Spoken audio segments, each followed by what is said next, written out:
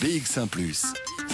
Toujours plus d'actu. Pour l'instant, on va prendre le pouls de la situation dans les hôpitaux, savoir si le personnel est effectivement en train d'envisager ou pas des actions de débrayage. On va poser la question à Karine Rosteler, qui est secrétaire régionale de la CGSP en région bruxelloise pour le secteur des administrations locales et régionales. Karine Rosteler, merci d'être avec nous. Juste petite précision, il y a plusieurs syndicats qui s'expriment dans ce dossier. Vous, c'est au nom des hôpitaux de service public, les hôpitaux publics que vous vous exprimez. Le 7K, c'est plutôt pour les hôpitaux privés. Est-ce que j'ai bien compris la nuance ?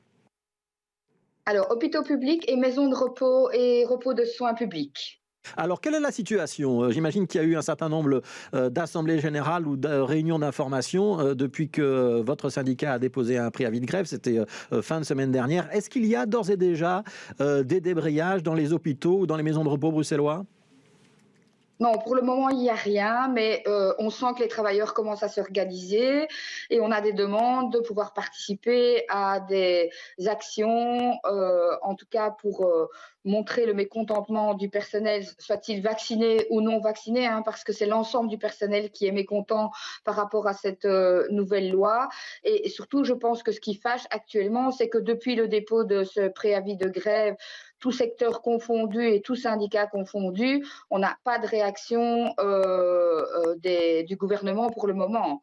Et donc, encore ce matin, on a reçu confirmation du projet de loi avec les amendements, mais il reste sur la même position. Et donc, la problématique, c'est évidemment les sanctions liées à ce projet de loi. C'est ça qui pose vraiment un énorme problème. Il n'y a pas eu de concertation et les sanctions qui sont décidées auront des conséquences catastrophiques aussi pour les patients, parce que les patients ne vont pas mourir du Covid, ils vont mourir manque de soins parce qu'il n'y a déjà pas suffisamment de personnel et ça va aggraver la situation et la charge de travail va se reporter sur le personnel vacciné. Karine Rosteler, est-ce qu'il n'y a pas quand même un petit peu un paradoxe ? Parce que les organisations syndicales disent qu'elles sont pour la vaccination et toutes les études montrent que la vaccination a un effet, y compris sur la transmission du virus. On diminue au moins de moitié les transmissions, donc c'est pas rien. Est-ce que ce serait pas mieux que tout le personnel soignant, tout le personnel en contact avec des patients soit vacciné pour diminuer le risque de transmission ? Est-ce que ce serait pas mieux que ce soit obligatoire, comme les Français, les Italiens l'ont fait ?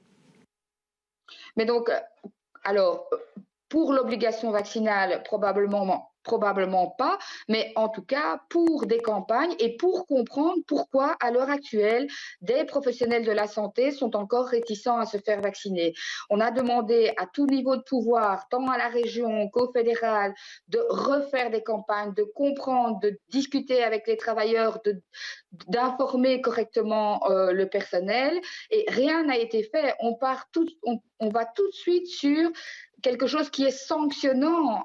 C'est pas du tout la même situation en France. En France, on n'a pas décidé de sanctionner de la même manière. Ici, on décide de vous retirer votre visa. Et donc, même les employeurs n'auront pas le droit d'y échapper. En France, on a donné la possibilité à l'employeur de licencier le travailleur qui n'était pas vacciné. Ici, c'est pas le cas. Ce sera le gouvernement qui va vous retirer votre visa, qui vous permet d'exercer votre métier. L'employeur sera contraint, lui également, de ne plus vous faire travailler, sinon il sera dans l'illégalité. Karine Rosteler, donc si je comprends bien, c'est la manière forte que vous condamnez dans la manière dont les choses sont organisées. Comment ça va se passer dans les jours... C'est sans concertation. Sans concertation. Comment ça va se passer dans les jours qui viennent ? Est-ce qu'il va y avoir effectivement des actions dans les hôpitaux, dans les maisons de repos à Bruxelles, dans le secteur dont vous avez la charge ? Quel type d'action est-ce que ce sera ? Est-ce que ça va aller jusqu'à la grève ? Ça, c'est ma première question.